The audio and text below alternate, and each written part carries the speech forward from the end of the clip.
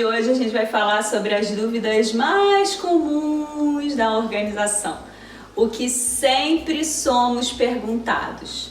Primeira de todas, né, meninas? Não sei por onde começar. O que eu faço? Essa é a pergunta mais comum de todas. É verdade. Vocês aí em casa têm esse problema também? Querem organizar, têm a intenção, têm a vontade, mas não sabem por onde começar? Fique sabendo que você não está sozinho. Esse problema é muito comum, todo mundo passa por isso. E aí a gente vai falar um pouquinho sobre isso hoje aqui. Como é que a gente pode responder uma pergunta dessas? Eu acho que tem algumas situações. Uma coisa é quando você vai fazer a organização na sua casa, que é uma questão. E aí a gente volta na mesma tecla. Faça aquilo que você vai conseguir terminar. Não crie uma expectativa. Metas possíveis. Pegue para organizar alguma coisa que você vai conseguir começar e terminar. É uma gaveta, é uma colmeia, é um pedacinho, é uma gaveta de talher. Isso é uma coisa. Só completar a sua informação. Acho que tem uma relação assim. Pensar o tempo que você dispõe. Isso. E calcular. Em 1 hora eu consigo organizar essas 2 portas de armário. Só tenho 15 minutos, então só para uma gaveta. Calcular o tempo versus o tamanho do desafio. Isso é planejamento. Planejamento, voltamos ao planejamento. A gente roda e cai de novo no planejamento. No que é suficiente, no que você pode, não criar expectativa para não se frustrar. As mesmas coisas sempre, mas quando você vai fazer na sua casa é uma coisa. Agora, quando você vai como profissional fazer na casa de um cliente, você precisa, nós pelo menos, vamos nessa linha de raciocínio. Começar pelo que mais incomoda o cliente. Para ele ter a sensação de conforto, a sensação de que tem jeito, de que vai mudar, e aquele ambiente que mais incomoda já dá um alívio, uma sensação boa, e mais do que isso, né? Causa para o cliente uma simpatia e uma confirmação, né? E uma confirmação de que ele fez uma boa opção em contratar o nosso trabalho. Eu sempre procuro isso, assim, e é uma pergunta que eu faço até na visita técnica. O que mais te incomoda nesse momento na desorganização, no que está desorganizado? Qual é o seu maior desconforto? Aí ele vai dizer, é a minha sala, porque fica cheio de... É recorrente, né? O closet, porque não consegue achar roupa, porque vive se atrasando para o trabalho e tal. E a sala, quando as pessoas trabalham em casa e não conseguem separar um espaço para o trabalho. Então misturam, ou no quarto fica em cima de algum móvel, aquele monte de papel, computador e notas e tal, ou na sala, que ninguém consegue mais comer, na mesa de jantar, né? Que fica aquele mundo de coisas. Isso é recorrente, não é? As pessoas reclamam, ficam chateadas, porque você acaba...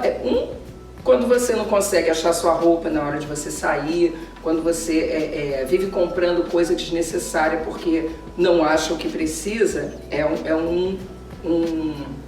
uma reclamação constante.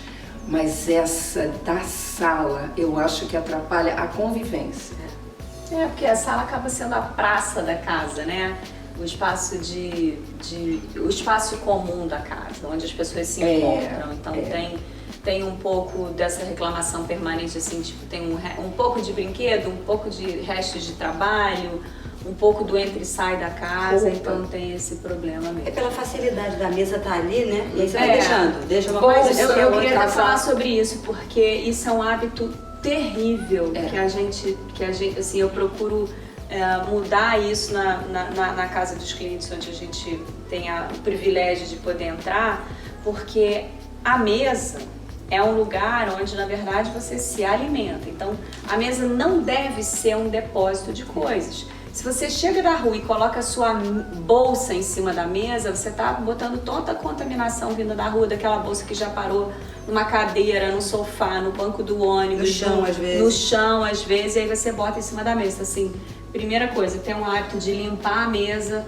passar, dependendo do material, um álcool, um pano úmido, ou seja lá o que for, o material próprio para essa mesa, para remover essa sujeira e depois, quem sabe, até criar um hábito de ter uma entrada na casa, né? De você ter um gancho para pendurar sua bolsa, um móvel que você possa botar a sua pasta de trabalho, as coisas da entrada e da saída da casa. Isso é bem importante, porque a gente chegar e colocar tudo em cima da mesa é o primeiro que fica esse aspecto permanente de bagunça e depois que é um hábito ruim em termos de higiene mesmo. Uma coisa higiene que ajuda, energia, né? Higiene e Com energia. que energia você está chegando da rua para colocar no lugar onde se alimenta, né? O lugar onde... Porque eu acho que a mesa é mais do que um lugar de alimentação oral. Eu acho que é o lugar onde a família se encontra e onde tem um alimento de afeto, de interação mesmo, né? É ali que sabe que ficou grávida, que a filha ficou grávida, solteira. Não é? Não, é o lugar normalmente da comunhão, é o lugar. E tomara, né? E eu espero deveria que sempre ser, né? se mantenha assim, porque é onde o seu filho se sente à vontade para falar de um problema. Isso quando onde tudo você dá passa bem, a né? vista do dia. Aí né? você Como vai e foi coloca seu aquela dia. energia ali, que você veio da rua e coloca ali em cima da mesa. Eu acho que essa eu não sei, eu não entendo muito de Feng Shui, mas eu acho que essa separação, cheguei na minha casa, é um outro momento, é uma outra comunhão, é um outro estágio de vida. E aí, essa separação é legal, né? De não colocar em cima da mesa. Só antes de você falar, Estela, eu queria só completar essa ideia da Ivana, que eu acho que é uma coisa importante. Uma coisa interessante de se pensar, e isso é individual para cada caso, quando você consegue mapear o movimento de quem vive nessa casa, né? Assim, mapear no sentido de você roteirizar como é que acontece a entrada. Então, por exemplo, você chega na sua casa, aí normalmente você tem uma entrada. Nessa entrada vai ser onde vão ficar as correspondências,